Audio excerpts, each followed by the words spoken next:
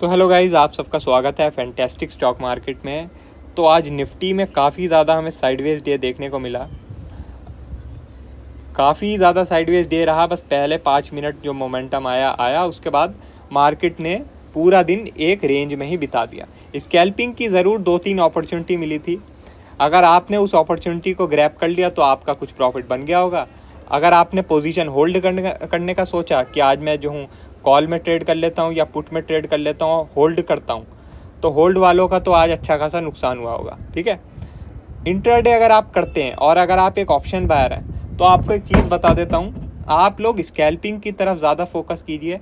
Scalping की तरफ करेंगे तो ज़्यादातर दिन आप बचे रहेंगे। पोजीशन होल्ड की तरफ अगर आप देखेंगे और आप एक ऑप्शन बायर हैं तो आपका नुकसान होने का ज़्यादा चांस रहेगा। आप लोग वैसे ही देख रहे हैं आजकल मार्केट ज़्यादातर दिन थोड़ा रेंज में ही रहती है। काफ़ी कम दिन होते हैं जब मार्केट थोड़ा बढ़िया मोमेंटम करती है, वरना ज़्यादातर दिन रेंज में ही रहती है। तो आप स्कैल्पिंग की तरफ थोड़ा ध्यान दीजिए, स्कैल्पिंग करेंगे तो बढ़िया रहेगा। बाकी मार्केट की बात है तो मार्केट में मुझे ऐसा लगता है कि भाई 22,460 का लेवल निफ्टी में आ जाना चाहिए। 22,460, ठीक है। ये मैंने आज वॉइस नोट में भी आपको बोला था कि 22,460 तक मुझे लग रहा है निफ्टी आ जाएगा, मगर कुछ पर्टिकुलर डेट नहीं पता मुझे कि भाई इस दिन तक आ जाएगा। जैसे कभी कभी होता है कि भाई पता होता है कि 2 दिन में आ जाएगा, ठीक है, लेकिन अभी ऐसा कुछ पर्टिकुलर डेट नहीं पता लग रही कि 2 दिन में आ जाएगा, 3 दिन में आ जाएगा। तो इसलिए मैंने क्या है, ऑप्शन सेल करके रख दिया, कॉल ऑप्शन सेल करके रख दिया है। मैंने स्टॉप लॉस रखा है 22,740 का, ठीक है, क्लोजिंग बेसिस, 1 घंटे की कैंडल की क्लोजिंग बेसिस पे मैंने स्टॉप लॉस रखा है 22,740 के ऊपर 1 घंटे की कैंडल अगर क्लोज हो जाएगी तो मैंने जो कॉल ऑप्शन सेल कर रखे हैं उन्हें मैं कट कर लूँगा, वरना मैं उनमें बैठा रहूँगा। मार्केट यहाँ साइडवेज रह जाएगी तो मेरा प्रॉफिट हो जाएगा, और 22,460 का टारगेट मिल गया तब तो प्रॉफिट हो ही जाएगा। ठीक है, ज़रा हम अब बैंक निफ्टी की बात कर लेते हैं।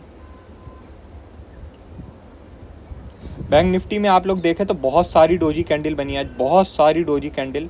तो आपको बता देता हूँ, जब भी इतनी सारी डोजी कैंडल बन जाती है और ख़ासकर 20 दिन की मूविंग एवरेज, 20 दिन की मूविंग एवरेज तो नहीं है, खैर ये आपका आर्ली मूविंग एवरेज है, ठीक है, क्योंकि 1 घंटे का टाइम फ्रेम है तो आर्ली मूविंग एवरेज है ये। तो अगर आर्ली मूविंग एवरेज या किसी भी एक इम्पॉर्टेंट मूविंग एवरेज के पास इतनी सारी डोजी कैंडल बन जाए, तो अगर इस डोजी कैंडल का लो या हाई ब्रेक हो जाए तो बहुत बढ़िया मोमेंटम आ सकता है, बहुत बढ़िया मोमेंटम, ठीक है। और हमारी जो वॉल्यूम की स्ट्रैटेजी है वो भी ये बता रही है कि बैंक निफ्टी में एक बढ़िया मोमेंटम आ सकता है, ठीक है, 500-600 पॉइंट का एक बढ़िया मोमेंटम आ सकता है, ठीक है। तो आप लोग सिंपली 2 लेवल मार्क कर लीजिए। लेवल कौन सा है? एक तो आपका लेवल हो गया 49,150 का, ठीक है। दूसरा अपर लेवल क्या हो गया आपका 49,350, ठीक है। तो ये 2 लेवल आप लोग मार्क कर लीजिए। अगर 1 घंटे की कैंडल इसके ऊपर ट्रेड करने लगती है, 1 घंटे की कैंडल इसके नीचे ट्रेड करने लगती है, तो काफ़ी बढ़िया मोमेंटम आ सकता है। नीचे की तरफ अगर करेगी तो फिर मैं ट्रेड लेना ज़्यादा पसंद करूँगा, ऊपर की तरफ करेगी तो फिर मैं शायद अवॉइड करूँ, क्योंकि ऊपर की तरफ 49,500-600 का एक मेजर रेजिस्टेंस भी है, ठीक है। नीचे की तरफ क्या है कि यहाँ पर एक है सपोर्ट 48,950 के आसपास, लेकिन मुझे लगता है कि अगर नीचे आएगा तो इसे ब्रेक कर देगा और 48,500 या 600 तक ये आ जाएगा, ठीक है। तो सिंपली आप 2 लेवल मार्क कर लीजिए, 49,350 और 49,150।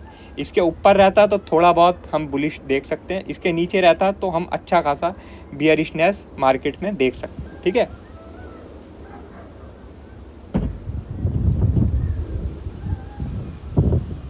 इंडिया विक्स की बात करें तो 4% ऊपर है, 13 के ऊपर आ चुकी है इंडिया विक्स। और 13 के ऊपर जब भी आ जाती है तो मैं आपको बता चुका हूँ कि भाई आपका जो ऑप्शन बायर है, ऑप्शन बायर जो हैं उनके लिए अच्छे दिन आने शुरू हो जाते हैं, ठीक है। अगर 13 के ऊपर इंडिया विक्स रहता है तो ऑप्शन बायर के लिए अच्छे दिन आने शुरू हो जाते हैं, ऑप्शन सेलर के लिए भी, क्योंकि भाई थोड़ा बहुत प्रीमियम आ जाता है। 13 के नीचे अगर विक्स होता है ना तो ऑप्शन बायर सेलर दोनों के लिए बहुत ही ख़राब रहता है। रही बात यूएस मार्केट की, तो यूएस फ्यूचर अभी काफ़ी ऊपर है, लेकिन गिफ्ट निफ्टी अपना फ्लैट है। देखते हैं आज यूएस मार्केट कैसा करती है। कल तो पोवेल साहब ने अच्छी खासी वॉलेटिलिटी की थी डाउ जोन्स में, आप लोग देखें, पहले ज़बरदस्त तरीके से ऊपर गया, फिर ज़बरदस्त तरीके से नीचे गया, ठीक है। तो ये चीज़ तो अभी कुछ टाइम बनी रहेगी, क्योंकि भाई इन्फ्लेशन तो नीचे आ नहीं रहा है, और इन्फ्लेशन नीचे नहीं आएगा तो रेट कट कैसे होंगे, और मार्केट फैक्टर इन करी बैठी है कि भाई रेट कट होंगे। तो आने वाले दिन थोड़े चैलेंजिंग हो सकते हैं मार्केट के लिए, तो इस चीज़ का आप लोग ख्याल रखना, ठीक है। बाकी और कोई अपडेट होगी हम आपको टेलीग्राम में बता देंगे। वीडियो अच्छी लगी हो तो लाइक कर देना, और चैनल पर नए हो तो सब्सक्राइब कर देना। आज के लिए बस इतना ही, थैंक यू।